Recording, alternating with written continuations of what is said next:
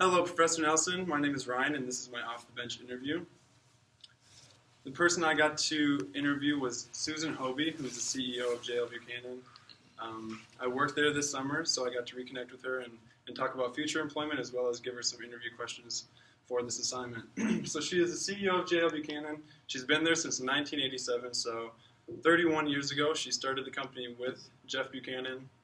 And then as he kind of phased out of the company and sold it, she's been the CEO and doing a lot of good work there. So where and when? I got to head back downtown to my internship this summer, to the building and have a short interview with her. And October 11th, it was around 12:30.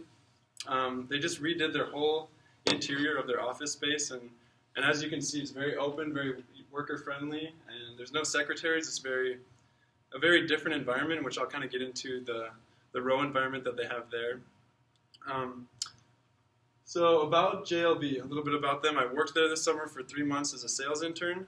They do retail consulting with Target, so they're so very closely connected with the headquarters downtown with Target, so they have a very easy job of having good communication between Target and other vendors across the country. When Susan started, it was like 5 employees, and currently it's 80 employees and still growing. It's a fast growth company, and as JL Buchanan phased out of the ownership and the executive board, Susan made a deal where they got it sold to an umbrella company, and that gives a lot more resources to JL Buchanan, but there's a lot of strategic planning that goes along with that. So it's fast growth. We're opening into a ton of different categories in Target, and she's doing a really good job. So here's some sample questions that I had for her, just to kind of pick her brain about JLB. So the first one is, what are your main operations as CEO? She doesn't do a lot of the day-to-day things like the sales people would do, or the category management or consumer research would do, but she is a lot more heavily involved in the sister company, or the umbrella company, if you will, and seeing how they can strategically use their information and partner with our employees to better our vendors and better Target overall. What is the hiring process like? I know for me as an intern, I had 4 interviews or 5 interviews, and I had to go downtown 4 times. So it's very lengthy, and I'll kind of get into why it's such a lengthy interview process in a little bit.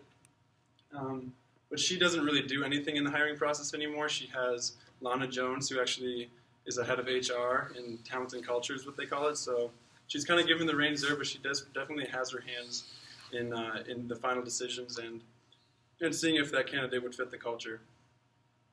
And then what's the most essential thing that fuels JLB?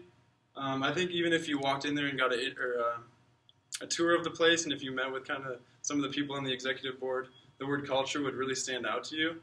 It kind of goes back to the length of the hiring process on how they really need you to fit in that tightly knit culture to make you have the best success for you and for the company as well. So key topics we talked about were culture, row, and ethics. Starting with culture, it's an 80-person company, and there's only a handful of guys there. It seems pretty discriminatory or very female-oriented, but in retail consulting and in kind of the retail business as a whole, it's a very female-oriented industry. So with row, it's kind of also helps with that. It's a results-only work environment, and there's no punching in or punching out. There'd be a lot of Fridays this summer where there wouldn't be anybody in the office, but work was very satellite. You could work from home whenever you needed to. And that really played into culture, because if you have someone who's not going to be able to do their job and it needs constant reminders, then they're not going to fit into a results-only work environment. And then ethics. Ethically, I think they're very diverse, and they don't discriminate in their hiring process, even though there are a lot of females. There was probably 5 guys that I worked with, and 2 of them were homosexual, so I think they're pretty leftward thinking, if you will. So ethically, they don't come into a lot of issues with their type of business. A lot of it's just sale transactions from vendors to retailers. But she does know that when they handle issues in the past, they have open communication, and since it's such a small company and such a very family-knit group, and the culture is so strong that things don't get hidden very long, if they get hidden at all, and issues tend to resolve themselves quickly. So key takeaways: for her role as a CEO, she has to do a lot of strategic planning.